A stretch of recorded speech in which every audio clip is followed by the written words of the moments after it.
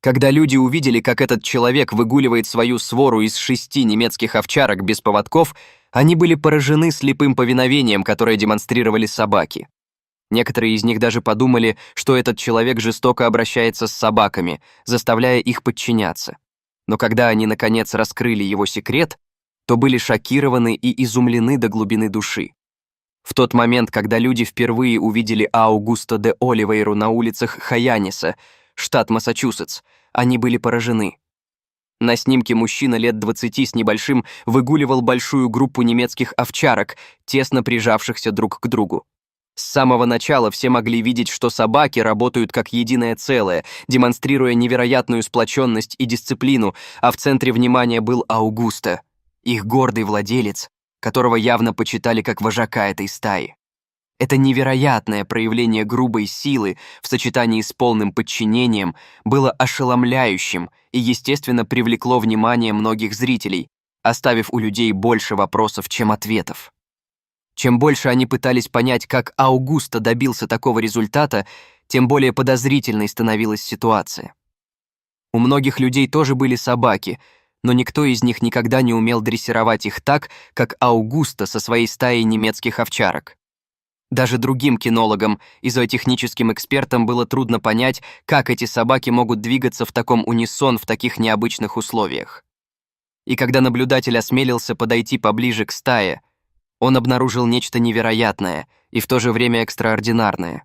Ни у одной из немецких овчарок не было поводка, но все они двигались так, как будто были связаны друг с другом упряжкой, которая используется в упряжке ездовых собак. Их словно связывали невидимые нити. Каждая собака знала свое место и по команде Аугусто выстраивалась в шеренгу. Дисциплина у собак была как у армейского взвода. У них также никогда не было драк, когда один из них пытался установить свое господство над другим, и ни одна из немецких овчарок не обращала внимания на других собак, проходящих мимо. Они полностью игнорировали лай других собак за заборами или на поводках у своих владельцев. Они были сосредоточены на своей стае и своем вожаке, и ни на чем другом. Люди с благоговением смотрели на Аугусто и его собак, когда они совершали ежедневные прогулки по улицам и паркам Хианниса. Некоторые были настолько впечатлены таким необычным поведением, что часто просили сфотографировать их. Одной командой Аугусто мог заставить собак резко остановиться и позировать для фотосъемки. Как только болельщики были удовлетворены, Аугусто давал свисток, и собаки снова выстраивались в линию, каждая занимая свое определенное положение у него за ногами. В мгновение ока этот молодой человек и его стая стали притчей во языцах. Перешептывания за спиной стали нормой, и вскоре эти сплетни привели к убеждению, что происходит нечто гораздо более зловещее. Некоторые соседи и зеваки на самом деле с большим подозрением относились к этому человеку, который в обществе окружал себя только собаками. Аугусто был неуклюжим, очень немногие люди когда-либо посещали его дом, и он выглядел так, будто у него не было друзей-людей.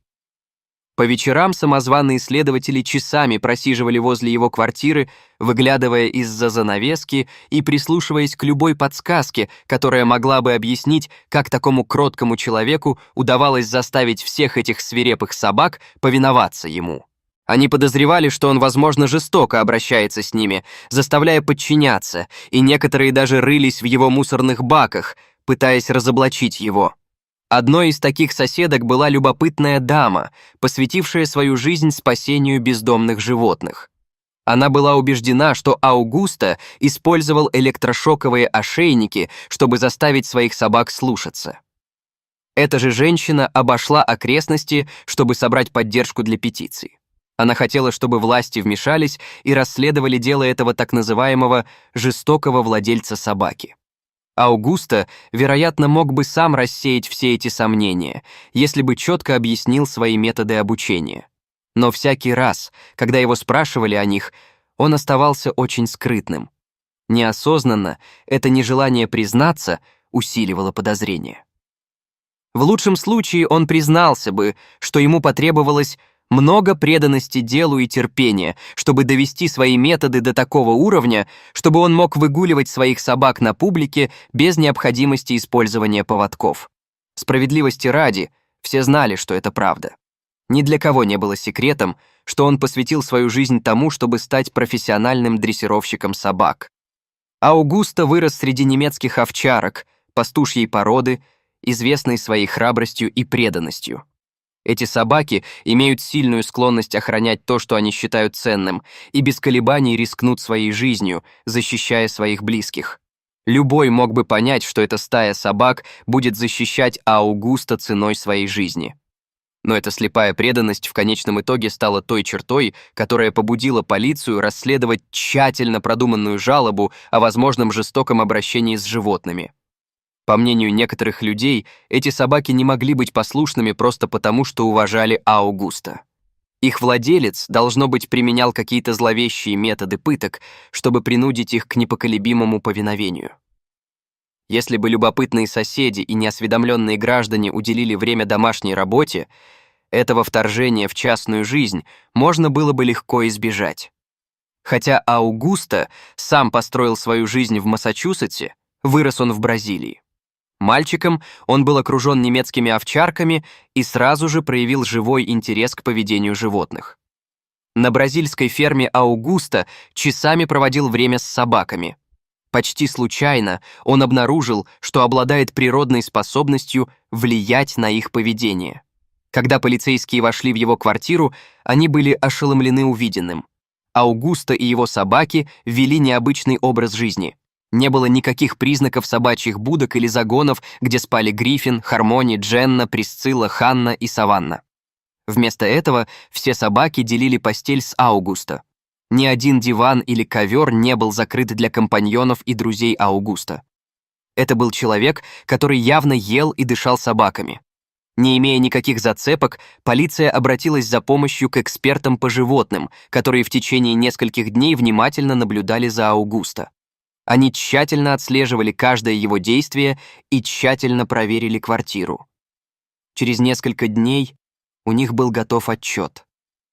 Хорошей новостью было то, что полиция не смогла обнаружить никаких признаков пренебрежительного отношения к немецким овчаркам или жестокого обращения с ними.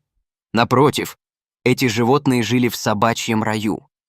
Хотя полиция и службы спасения животных высоко оценили бдительность представителей общественности, которые заботились об интересах уязвимых собак, этот конкретный случай оказался ложной тревогой. С собаками, принадлежавшими Аугусто, обращались как с членами королевской семьи. Они получали наилучшее питание и уход. Их хозяин любил их как собственных детей. Несмотря на то, что Аугусто был возмущен мыслью о том, что люди могут так низко о нем думать, он сумел найти положительный момент в этой странной ситуации. Вскоре после расследования он превратил свое хобби в прибыльную карьеру в бизнесе. Аугусто удалось основать питомник гриффиновых овчарок, где он посвятил свое время и усилия дрессировке собак, чтобы они были высоко дисциплинированными и послушными своим владельцам. Многие владельцы присылали своих щенков Аугусто, и в течение нескольких недель у них появлялись хорошо воспитанные, полностью обученные собаки, которые могли легко адаптироваться к маленьким квартирам или любым другим условиям. Хотя Аугусто дрессировал все породы, его специальностью были немецкие овчарки. Этот талантливый человек тщательно скрывал секреты своих методов дрессировки, но был готов поделиться тем, что его собаки воспринимали его как часть стаи. Это можно было установить, только проводя много времени вместе. Тот факт, что Аугусто лично кормил своих собак 2 раза в день, позволял им спать с ним в его комнате и уделял достаточно времени физическим упражнениям, убедил их принять его руководство. Когда собаки знакомы с языком тела и командами владельца и воспринимают его как вожака стаи, это приводит к тому единству и дисциплине, которые проявлялись всякий раз, когда люди видели Аугусто на прогулке со своими собаками. Аугусто не только может самостоятельно водить по улицам Хианиса своих 6 немецких овчарок без привязи, но и утверждает, что может вести до 15 собак без привязи одновременно, не подвергаясь никаким несчастным случаям. В последнее время Он даже отважился выйти на улицы Бостона, где его собаки по-прежнему вели себя предельно дисциплинированно, несмотря на повышенный шум и совершенно иную обстановку. Его методы создали ему исключительную репутацию и стали сенсацией в интернете с 2013 года, когда одно из этих видео стало вирусным. Смогли бы вы подойти к немецким овчаркам без поводка на оживленной улице? Что вы думаете о методах дрессировки Аугуста? Расскажите нам об этом в комментариях ниже.